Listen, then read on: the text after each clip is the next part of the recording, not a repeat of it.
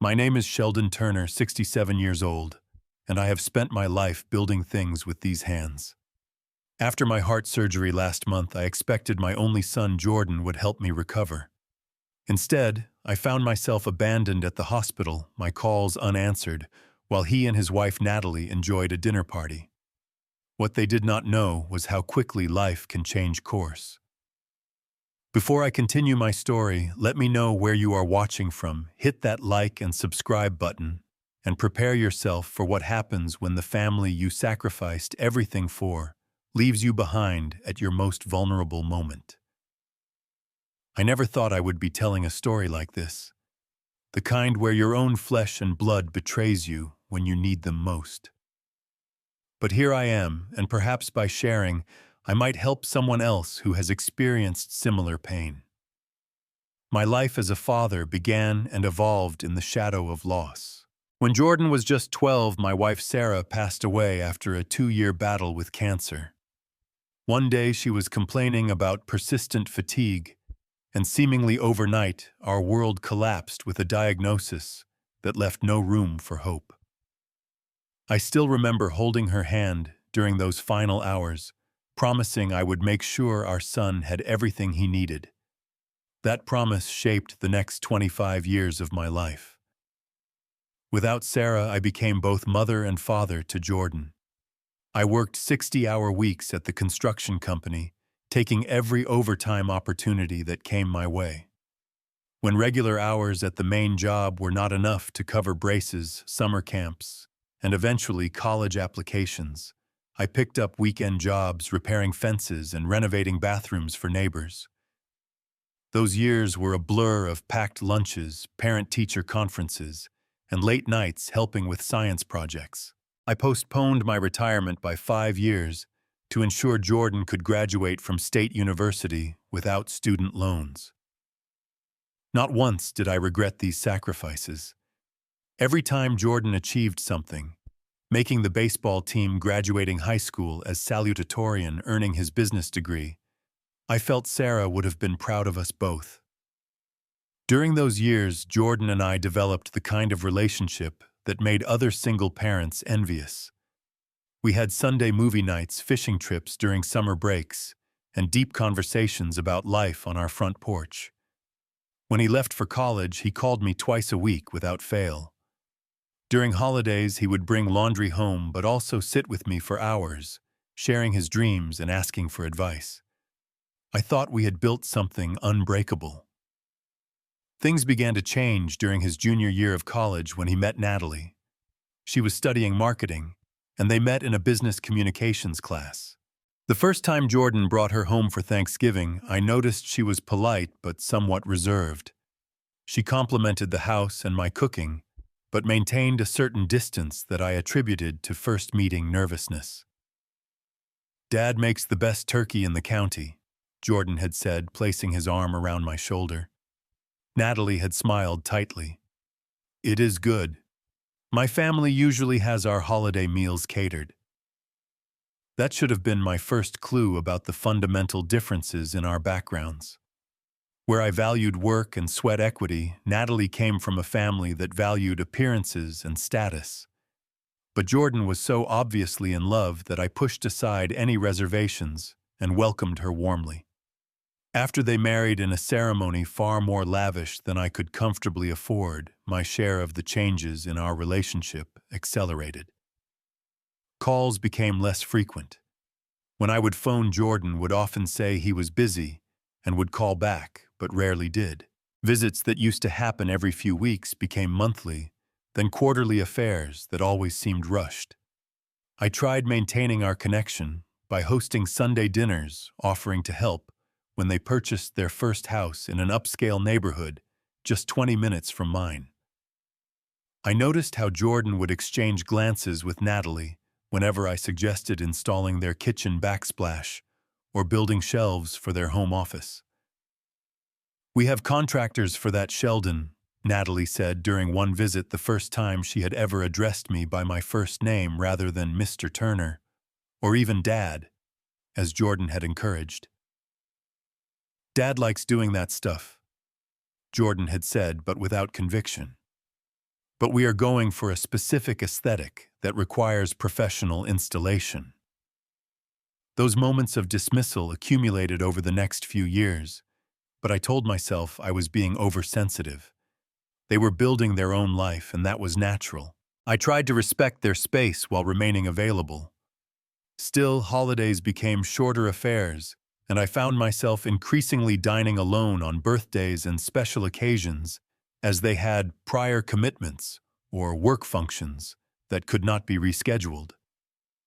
When my doctor diagnosed my heart condition requiring bypass surgery, I initially considered not telling Jordan, handling it myself.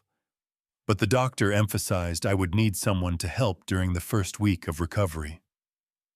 Reluctantly, I called Jordan and explained the situation. "Surgery?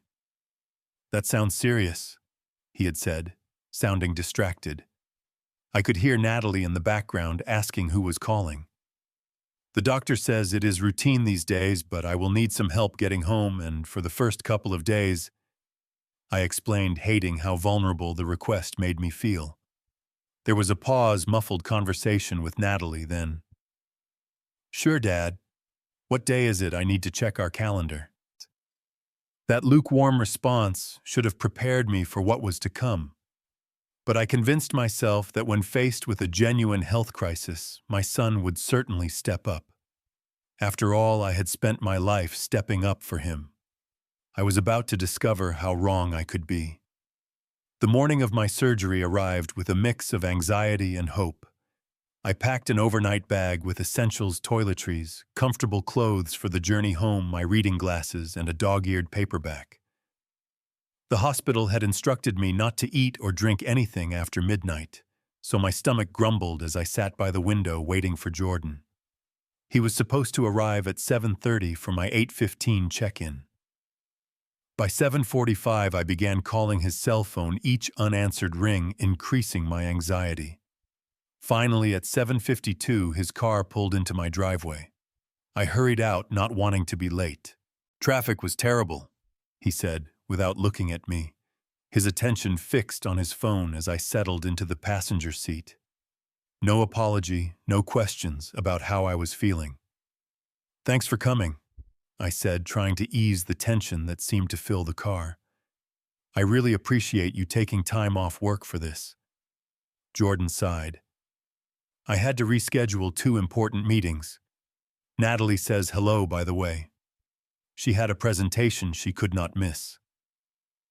The drive to the hospital passed mostly in silence, interrupted only by Jordan answering texts. The notification sounds creating a soundtrack to my growing unease.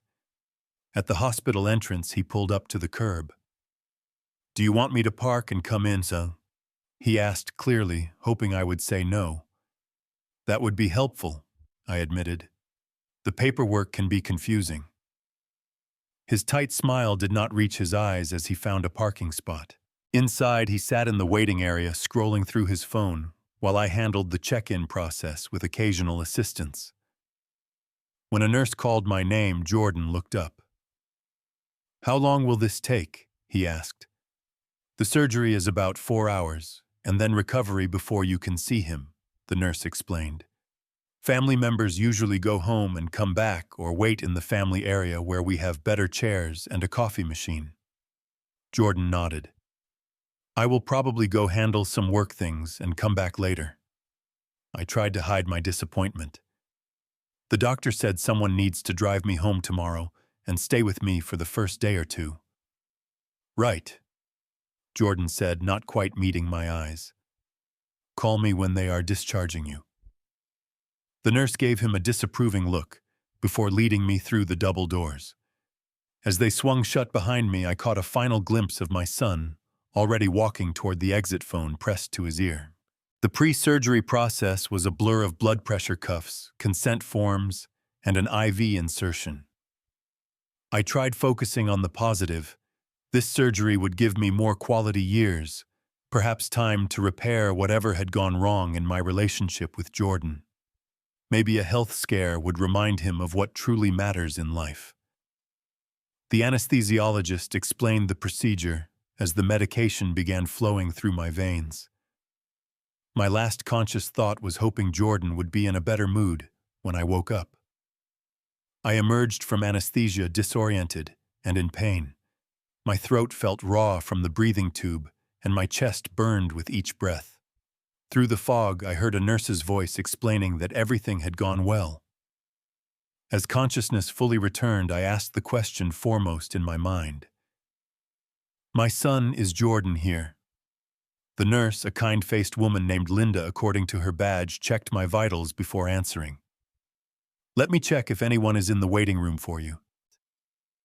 She returned several minutes later with a careful expression that immediately told me something was wrong.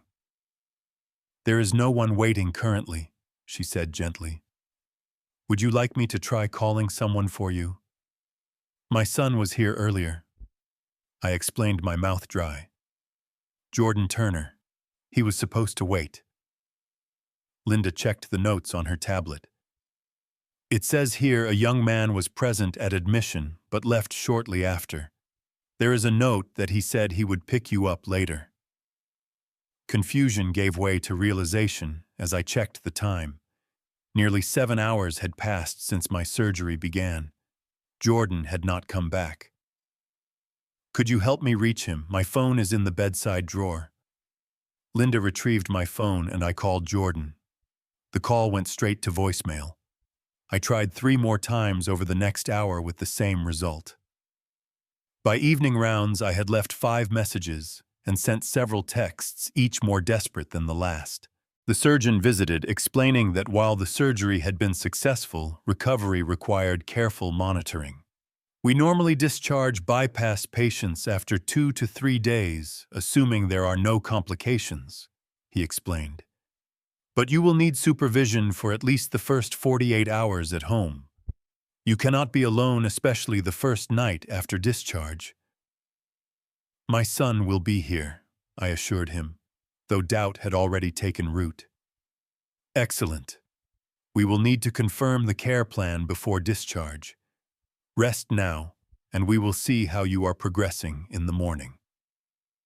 That night was one of the longest of my life. Physical pain mingled with growing emotional distress as each hour passed without word from Jordan. I alternated between anger, hurt, and making excuses for him. Perhaps there was an emergency. Maybe his phone battery died. Surely there was a reasonable explanation.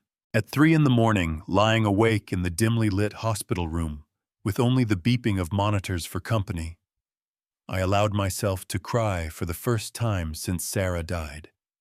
Not just from the pain in my chest, but from the deeper wound of abandonment. Morning arrived with a text message from Jordan.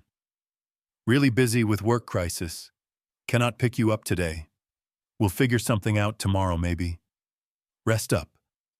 The casual dismissal of my situation, major heart surgery with no one to help me recover, felt like a physical blow. What work crisis could possibly take precedence over your father's health? And what did maybe tomorrow mean for someone who could not be discharged without confirmed care? I stared at the ceiling, coming to terms with a devastating truth. I had become an inconvenience to my son, a burden he was unwilling to bear, even temporarily. As discharge time approached on the second day after surgery, my situation grew increasingly desperate. The hospital could not keep me indefinitely, but they also could not ethically release me without a care plan. The social worker assigned to my case, a compassionate woman named Denise, sat beside my bed discussing options. "Mr. Turner, have you been able to reach your son?" she asked, though she surely knew the answer from my chart notes. "No," I admitted, shame washing over me. "He is not answering my calls." I had tried Jordan 10 more times that morning.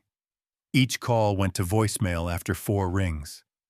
I had left messages ranging from understanding to pleading. Around noon, I finally reached Natalie.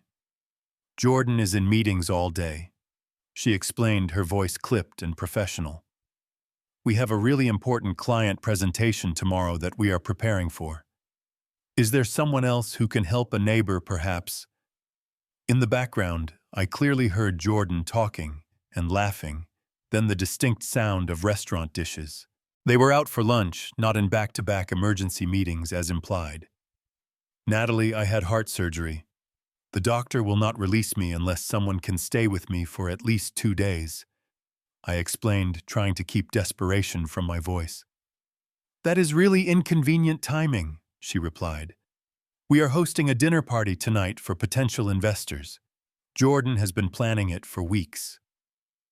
The casual cruelty of her response left me speechless. My heart surgery was inconvenient timing compared to their dinner party. I see, I finally managed. Thank you for letting me know. After that call, Denise suggested a temporary stay at an assisted living facility that had short-term recovery rooms. Insurance might cover part of it, she explained gently. Many patients use this option when family support is unavailable. The humiliation of having to admit I had no one, that my only child had abandoned me, was almost worse than the physical pain from the surgery. I felt like a failure as both a father and a man. What kind of person raises a child who would leave them alone after heart surgery? Let me try a few friends first, I said, unable to accept this solution quite yet. I spent the next hour calling acquaintances, neighbors, and former coworkers. Most expressed sympathy, but had obligations they could not break. Some lived too far away to be practical help. Others were dealing with their own health issues. With each declined request, my options narrowed. Then I remembered Frank Rodriguez, a colleague from my construction days. We had worked together for 15 years before his retirement 3 years ago. We still exchanged birthday cards and occasional calls, though we had not seen each other in months. Frank answered on the second ring. Sheldon, good to hear from you, buddy. How are things? I explained my situation, trying to sound matter-of-fact rather than desperate. There was silence on the line when I finished. Your son left you stranded at the hospital after heart surgery, Frank asked, disbelief evident in his voice. That is not right, Sheldon. Not right at all. He is very busy, I said automatically, the excuse sounding hollow even to my ears. Too busy for his father, who just had his chest cracked open. No one is that busy, Frank said firmly. Here is what we are going to do. Margaret and I are coming to get you. We have a guest room with a bathroom right next to it. You will stay with us until you are back on your feet. The kindness from someone who was not even family, when my own son had abandoned me, broke something inside. Frank, I cannot impose. This is not an imposition. This is what friends do, he interrupted. We will be there in an hour. What hospital are you in? After I gave him the details, I hung up and let Denise know I had arranged care. The relief on her face was evident. That is wonderful, Mr. Turner. I will start the discharge paperwork. Frank arrived exactly as promised, with his wife Margaret bringing a pillow for the car ride and a container of homemade soup. They helped me navigate the discharge process, listening carefully to the nurse's instructions about medication, wound care, and warning signs. The car ride to their home was painful. Every bump sent shockwaves through my healing chest. Margaret had created a nest of pillows in the back seat to help me stay comfortable, but nothing could completely eliminate the discomfort. Jordan called me back. I told them, checking my phone again. Left a message saying he would try to stop by tomorrow for an hour. Frank and Margaret exchanged a look I could not quite interpret. Let us focus on getting you settled, Margaret said kindly. Everything else can wait. Their home was a modest ranch-style house similar to mine, with the guest room set up with fresh linens and extra pillows to help me sleep at an incline as recommended. Margaret had arranged my medications in a daily pill organizer and placed a bell on the nightstand. Ring if you need anything, day or night, she insisted. Frank sleeps like the dead, but I will hear you. Their genuine care, preparing a comfortable space, helping me settle in, making sure I took my evening medications with a light meal that Margaret had prepared specifically according to the heart-healthy guidelines from the hospital, was overwhelming after the coldness I had experienced from Jordan and Natalie. When Margaret excused herself to make a phone call, Frank sat in the chair beside my bed. "I do not want to upset you, but I think you should know," he said quietly. "Tom Wilson. You remember him from the Riverside Project.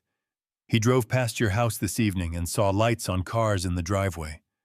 Looked like some kind of gathering." The dinner party Natalie had mentioned. They had gone ahead with their plans, not even bothering to check if I had found somewhere to go or if I was still stranded at the hospital. "I see," I said, my voice hollow. Frank patted my hand. "Rest now. Things will look different after you have had some sleep." But as I lay in the unfamiliar bed that night, I could not help checking social media. There it was. Jordan had posted pictures from their dinner party. Smiling faces, expensive wine bottles, their dining room table set with the fine china that had belonged to Sarah's mother. The china I had carefully preserved for years, that Sarah had wanted passed down through generations. In none of the photos or comments was there any mention of me or the fact that Jordan's father was recovering from heart surgery without his help. The contrast between their celebration and my situation could not have been starker, and it was in that moment I began to realize how completely I had been cast aside. By the second day at Frank and Margaret's house, the physical pain from surgery remained intense, but it was becoming increasingly overshadowed by the emotional wound of my son's betrayal. Every time I shifted in bed, twin pains shot through me. The surgical incision and the knowledge that Jordan had chosen a dinner party over my well-being. Around noon, my neighbor Carl called. We had maintained a friendly relationship over the years, collecting each other's mail during vacations and occasionally sharing a beer on weekend afternoons. "Sheldon, I saw Jordan and Natalie at Riverside Grill last night," he said after asking about my recovery. "Expensive place. They were with another couple laughing and ordering champagne. I asked about you, and Jordan said you were staying with friends after a minor procedure. Minor bypass surgery is not minor." Carl's indignation on my behalf was both comforting and painful. It confirmed I was not overreacting to the situation. "Did they say anything else?" I asked, morbidly curious. "Natalie mentioned something about you maybe looking at retirement communities soon. Said the house was getting to be too much for you to manage." Carl hesitated. "I thought that was odd, since you just rebuilt your deck last summer and keep the place in better shape than most of us half your age." This new information settled like a stone in my stomach. They were already planning my removal from my own home. The home I had purchased with Sarah, where we had raised Jordan, and which I had maintained meticulously over decades. After Carl's call, Frank brought lunch and suggested something I had not considered. "Sheldon, have you talked to your attorney recently about your will and such?" I shook my head. "Not since Sarah passed. Everything goes to Jordan. There was no need to change anything." Frank set his sandwich down. "And the house is Jordan on the deed?" "No, it is solely in my name. I always assumed he would inherit it eventually, but I never added him to the deed." A thoughtful expression crossed Frank's face. "And your retirement accounts, life insurance, Jordan is the beneficiary on everything," I confirmed. Frank nodded slowly. "Might be worth having a conversation with Patricia, my attorney, just to review things, make sure everything is how you want it." Before I could respond, my phone rang. Jordan's name appeared on the screen, the first call from him since before my surgery. "Dad, how are you feeling?"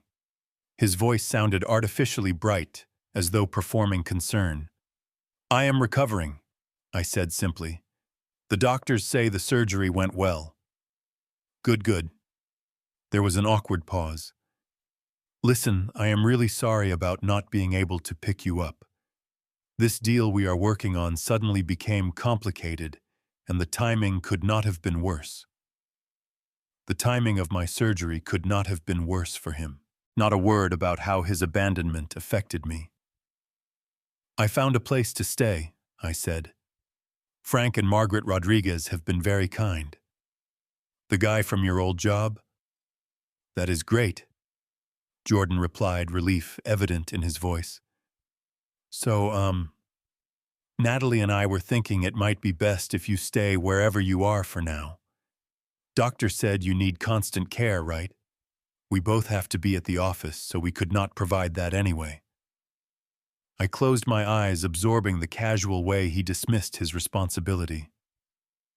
I see. Maybe in a week or so, when you are more mobile, we can figure something else out, he continued. Actually, Natalie had a great idea. Have you considered one of those senior communities? They have medical staff and activities. Might be perfect for this stage of your life. This stage of my life.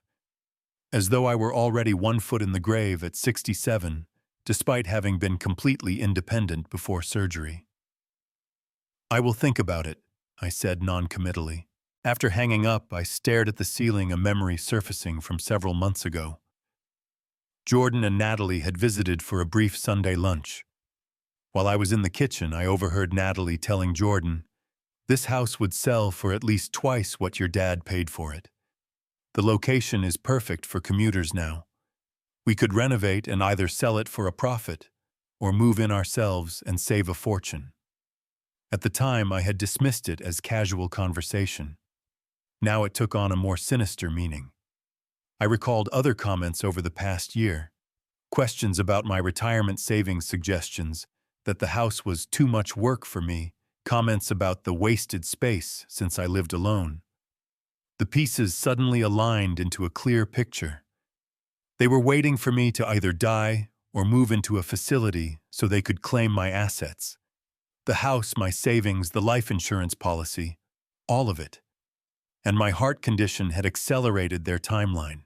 That evening, Frank brought Patricia, his attorney, to the house. She was a sharp-eyed woman in her 50s who spoke directly and without pretense. "Frank explained your situation," she said after introductions. "Before we discuss options, I want to be clear, whatever changes you might make to your estate planning should reflect your genuine wishes, not just a reaction to current circumstances." I appreciated her professional approach. I understand, but I also need to protect myself. Over the next hour, Patricia explained various options for restructuring my assets.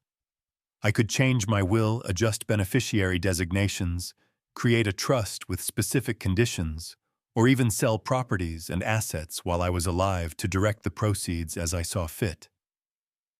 "The house is the largest asset," Patricia noted, "and often the most emotionally significant." "It was supposed to be Jordan's inheritance," I said quietly. "His legacy from his mother and me." Patricia nodded sympathetically. "Inheritances are gifts, not entitlements. You worked for everything you have. You get to decide what happens to it." By the end of our conversation, I had made several decisions, though I kept them private for now. I would not confront Jordan directly yet. Instead, I would let him and Natalie believe they were getting what they wanted, while I quietly secured my future. Patricia helped draft new documents which I would sign once I was physically stronger. Frank connected me with his financial advisor to discuss restructuring my accounts. And most importantly, I contacted a real estate agent recommended by Patricia to discuss the current market value of my home. As painful as these steps were, each decision brought a strange sense of clarity and purpose. I had spent my life building security for my family. Now I needed to rebuild security for myself. 5 days after my surgery, Frank drove me back to my house. I had improved enough to manage basic self-care, though I still moved slowly and needed help with certain tasks. Margaret had packed containers of prepared meals that only needed reheating, and Frank promised to check on me twice daily. The moment I stepped into my home, I sensed something was different. Little things were out of place. A chair angled differently, books rearranged on shelves. Someone had been in my house while I was gone. In my bedroom, I found more evidence: the closet door left slightly ajar, a drawer not fully closed. Nothing appeared to be missing, but the invasion of privacy felt violating. Given recent events, I had little doubt who the visitors had been. My suspicions were confirmed when I found a tape measure left on the windowsill in the spare bedroom. Jordan and Natalie had been measuring rooms, likely imagining renovations or furniture placement. In my absence, they had already begun treating my home as their future property. I called Jordan that evening, making my voice sound weaker and more confused than I actually felt. "Jordan, I am home now. The doctors said I am doing better than expected." "You are home alone." He sounded genuinely surprised. "Is that safe? Frank will be checking on me. I just wanted you to know where I am." There was a muffled conversation, then Jordan came back on the line. "Natalie and I will stop by tomorrow evening. We have been worried." Had they been worried, they would have called during the past 5 days. But I played along. "That would be nice. Actually, I have been thinking about what you said regarding my future living arrangements. I spoke with an attorney about updating some things." The change in his tone was immediate. "An attorney? What for?" "Just getting affairs in order. Would you and Natalie be able to meet with Patricia and me next week to discuss options?" "Of course," he said quickly. "Just tell us when and where." After hanging up, I felt a mix of sadness and resolve. The eagerness in his voice when I mentioned legal arrangements confirmed my suspicions about his motivations. The next evening, Jordan and Natalie arrived with a small plant and container of soup from an expensive deli. Their demeanor was markedly different from our previous interactions. Solicitous, overly concerned, almost performative in their attention. "Dad, you look pale," Jordan said, helping me into my recliner. "Are you sure you should be home alone?" "The doctor said I am recovering well," I replied truthfully. "But I have been thinking about the future, about what happens next." Natalie perched on the edge of the sofa. "We have been thinking the same thing. Your health has to be the priority now." "I met with an attorney," I continued. "Patricia Johnson. She helped me understand some options for estate planning and living arrangements." Jordan and Natalie exchanged a quick glance. "That is good, being proactive," Jordan said carefully. "What kind of options did she suggest?" "Various things. We are meeting with her next Wednesday at 2. I hoped you both could join us." "Absolutely," Natalie said quickly. "We want whatever is best for you, Sheldon." It was the first time since my surgery that they had shown any genuine interest in my situation. The fact that it coincided with the mention of estate planning was not lost on me. "I have been considering what you suggested about a retirement community," I added, watching their reactions closely. The effect was immediate. Natalie sat up straighter, eyes brightening. "Really, that is wonderful. There are some beautiful places in this area. I could research options." "I would need a few weeks to prepare," I said, "to sort through belongings and such." "We could help with that," Jordan offered eagerly. "In fact, we could start this weekend. Begin packing non-essentials." Their barely concealed excitement was painful to witness. Neither of them asked if I truly wanted to leave my home of 30 years. Neither suggested alternatives that might allow me to maintain my independence. The only concern was expediting my removal. "That is very kind," I said, forcing a smile. "Let us talk more after the meeting with Patricia." After they left, I sat in my darkened living room, running my hand along the arm of my recliner, the one Sarah and I had purchased when Jordan was born, where I had rocked him to sleep countless times. The weight of their betrayal pressed against my healing chest, more painfully than any surgical incision. The next 2 weeks passed in a flurry of quiet preparation. I met with Thomas Reynolds, the real estate agent Patricia had recommended, who explained my house had appreciated significantly due to development in the area.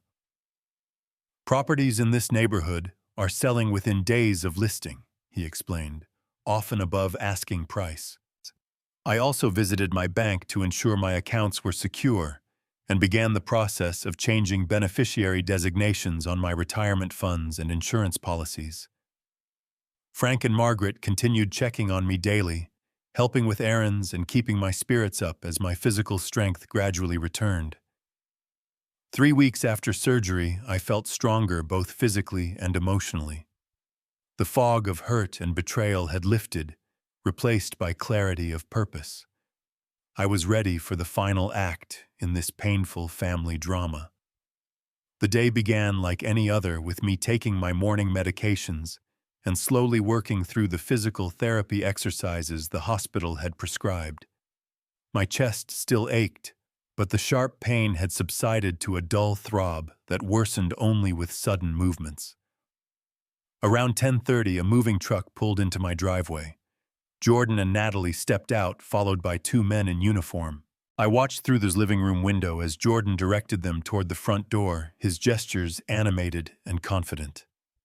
They had not called to inform me they were coming.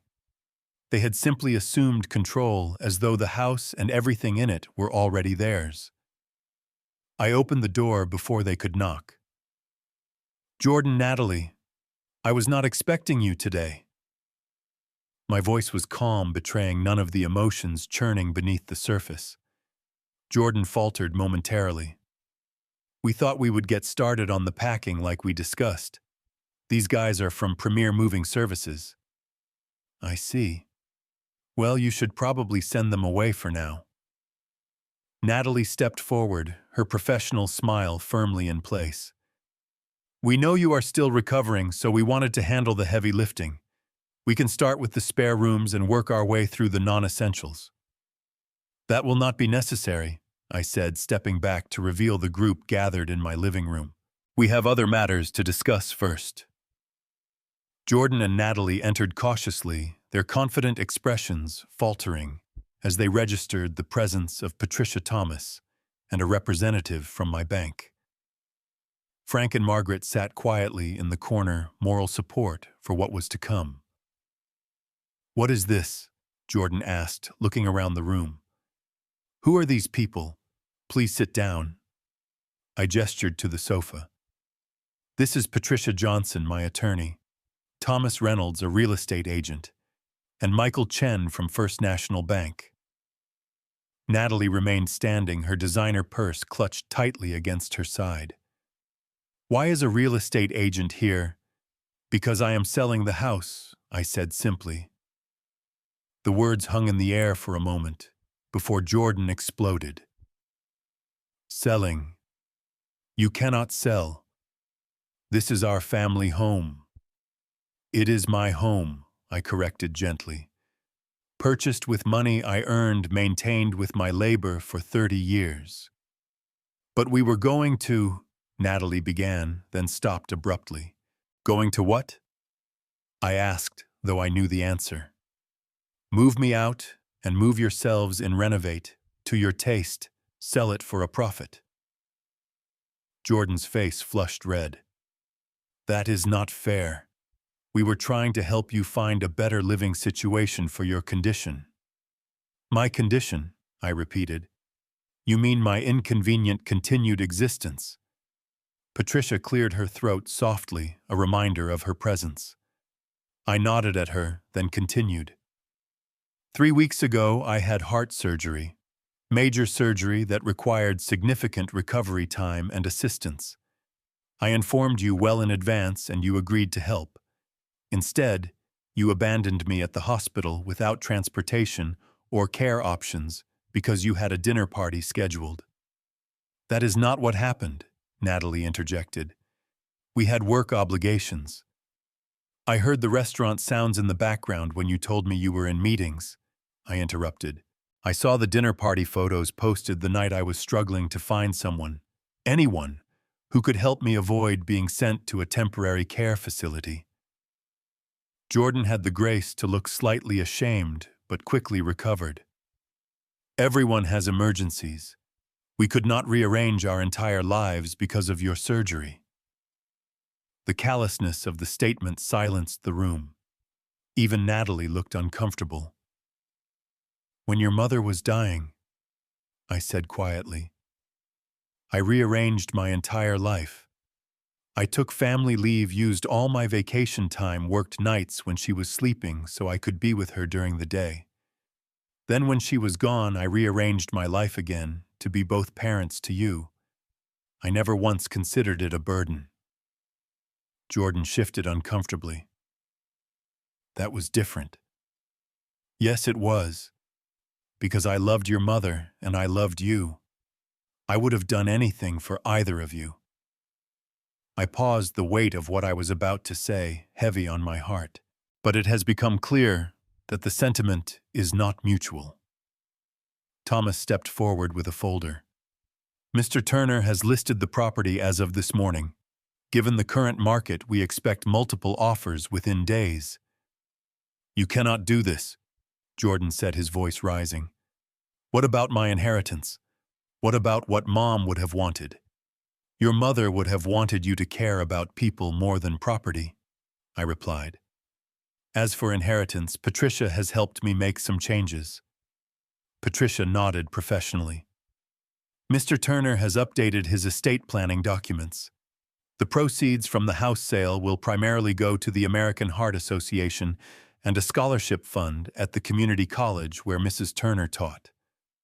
That is our money, Natalie blurted, then immediately looked mortified at her outburst. No, I said firmly. It never was. It was a potential gift, not an entitlement. Jordan's face contorted with anger. I will contest this. You cannot just cut me out because of one misunderstanding. It was not a misunderstanding, I replied. It was a revelation. And contest all you want. I am of sound mind, as my doctor and several witnesses have attested. Michael from the bank spoke up. Additionally, Mr. Turner has restructured his accounts and changed beneficiary designations on his policies and retirement funds. The reality of the situation finally seemed to dawn on Jordan and Natalie. This was not a negotiation or a threat to gain their attention. This was already done. Dad, please. Jordan's tone changed, becoming placating. We can work this out. We were just trying to do what is best for everyone. For everyone or for yourselves? I asked. When I called you from the hospital in pain and alone, you were planning a party. When I needed help with basic care after surgery, you suggested shipping me off to a facility so you could claim my house. That is not fair, Natalie insisted. Senior communities have activities, social opportunities. Stop, I said firmly. Just stop. I heard you discussing the house value months ago. I found the tape measure you left when you came to size up rooms while I was in the hospital. I am not senile or naive. Jordan made one final attempt. What are we supposed to do now? You would leave your only son with nothing. The question revealed everything about his priorities. Not concerned for my well-being or our relationship, but what material benefit he would receive. You are a grown man with a good job, a house, and opportunities I never had at your age, I said. What you do now is up to you, but I suggest starting by examining what kind of person you want to be. The kind who abandons his father after surgery for a dinner party, or the kind who honors the values your mother and I tried to instill. Jordan stood abruptly. This is insane. You are punishing us because we could not drop everything for your convenience. Do you know what it is like having to worry about being stuck with a burden as we are trying to build our own lives? The word burden hung in the air, confirming every suspicion I had developed. That burden raised you, I said quietly.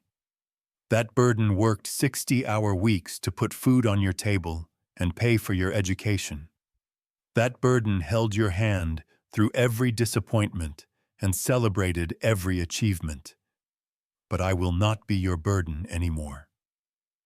Natalie tugged at Jordan's arm. Let us go. This is pointless. They left without another word, the moving truck pulling away shortly after. The room remained silent for several long moments after their departure. Frank finally spoke. You okay, Sheldon? I nodded slowly. I will be. Thomas began explaining next steps for the house sale. Patricia reviewed the finalized documents for my signature, and Michael confirmed the account changes were processing. Through it all, I felt a strange mixture of grief and relief. The relationship I thought I had with my son was gone, or perhaps had never truly existed as I imagined. But in its place was a hard-won clarity and the first steps toward a life where I valued myself as much as I had valued others.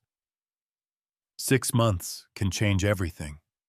The house where I raised my son, where I had lived with Sarah, where 3 decades of memories were embedded in every wall, sold within a week for well above asking price. Thomas had been right about the market, and the proceeds provided more financial security than I had anticipated. I purchased a smaller home in a friendly community 15 minutes away. A single-story ranch with minimal maintenance needs, but distinctly not a retirement community. I needed to maintain my independence while acknowledging the reality of recovery and aging. A significant portion of the proceeds went to the American Heart Association in Sarah's memory and to establishing a small scholarship at the community college where she had taught English before Jordan was born. Helping others in her name felt right, a way of extending her legacy beyond our small family circle. My physical recovery progressed steadily. Cardiac rehabilitation 3 times weekly, gradually increasing walking distances, careful adherence to medication schedules. By the 6-month mark, I felt stronger than I had in years, perhaps because I was finally prioritizing my own health instead of worrying about Jordan's approval. Frank and Margaret remained steadfast friends, helping with the move, and regularly including me in their social gatherings. Through them, I met other people in my age group, active, engaged individuals who valued connection and community. Among them was Diana, a retired librarian, whose wry humor and quiet intelligence drew me immediately. Our friendship was evolving slowly into something that made my heart race in ways my cardiologist might not approve, but which brought joy I had forgotten was possible. News about Jordan and Natalie reached me occasionally through mutual acquaintances. They had apparently encountered financial difficulties after losing the expected inheritance. Their luxury car was replaced with something more modest, and the expensive vacations documented on social media ceased. I took no pleasure in their struggles, but neither did I feel responsible for them. They were adults who had made choices and were living with the consequences just as I was. 4 months after our confrontation, Jordan appeared unannounced at my new home. He looked thinner, the confident swagger replaced with hesitant body language. "Nice place," he said after I invited him in. "Looks comfortable." "It suits me," I replied, waiting to hear the purpose of his visit. He wandered around the living room examining photos, mostly new ones with Frank, Margaret, and other friends. I had packed away most of the old family photos, finding they brought more pain than comfort. "So," he finally said, "Natalie and I have been going through some challenges lately. The company downsized and my position was eliminated. We have been using savings, but with the mortgage and car payments." He trailed off, the unspoken request hanging in the air. "I am sorry to hear that," I said honestly. "Job loss is difficult." He waited for more, for an offer of financial help, perhaps. When none came, he shifted tactics. "I have been thinking a lot about what happened. I know I handled things badly with your surgery. I should have been there for you." The apology sounded rehearsed, and his eyes kept drifting to the new furniture, assessing its value. I had no doubt his contrition was directly proportional to his current financial need. "Thank you for saying that," I replied simply. "So I was hoping maybe we could start fresh," he continued. "Family should stick together during tough times." The irony of his statement, coming months after he had abandoned me during my health crisis, was not lost on either of us. "Jordan, I will always care about you as my son," I said carefully. "But trust once broken is not easily repaired. I cannot offer financial support right now." His expression hardened. "Because you gave it all away to strangers. Because I made choices about my resources, just as you made choices about your time and priorities." He left shortly after our relationship, no closer to healing than before. The encounter left me sad, but more certain than ever that maintaining distance was necessary for my well-being. Some relationships, no matter how important, become toxic. Recognizing when to step back is as important as knowing when to persevere. The holidays brought new traditions. Instead of forcing uncomfortable family gatherings, I joined Frank and Margaret's extended celebration, bringing Diana as my guest. We volunteered serving Christmas dinner at a community center, finding purpose in helping others who had no family to turn to, something I understood all too well now. Through a hospital volunteer program, I began visiting elderly patients without family support, providing companionship during their recovery. Each visit reminded me that my experience, while painful, had ended with new connections and possibilities. Some were not so fortunate. I wrote Jordan a letter I never mailed, expressing both my enduring love and my disappointment. Writing it was cathartic, allowing me to acknowledge the grief of our fractured relationship without reopening communication that inevitably led to pain. Perhaps someday circumstances would change, but for now, separate paths seemed the only viable option. In quiet moments, I still felt the ache of loss. Not just of Jordan as he was now, but of the relationship I had believed we had, and of the future grandparent role I had once anticipated. Yet alongside that grief grew a new sense of self-respect and clarity. True family, I had learned, was defined by actions, not blood. The friends who had come to my aid when I was most vulnerable had demonstrated more genuine family love than my biological son. By my birthday in April, 7 months post-surgery, I hosted a small gathering at my new home. Frank and Margaret, Diana, neighbors from my new community, and friends from the cardiac rehabilitation program filled my living room with laughter and warmth. As I looked around at these people who had chosen to be part of my life, who showed up consistently with kindness and respect, I realized I was surrounded by genuine family. The heart attack and surgery that had seemed like endings had instead become a painful but necessary beginning. Through betrayal, I had found clarity.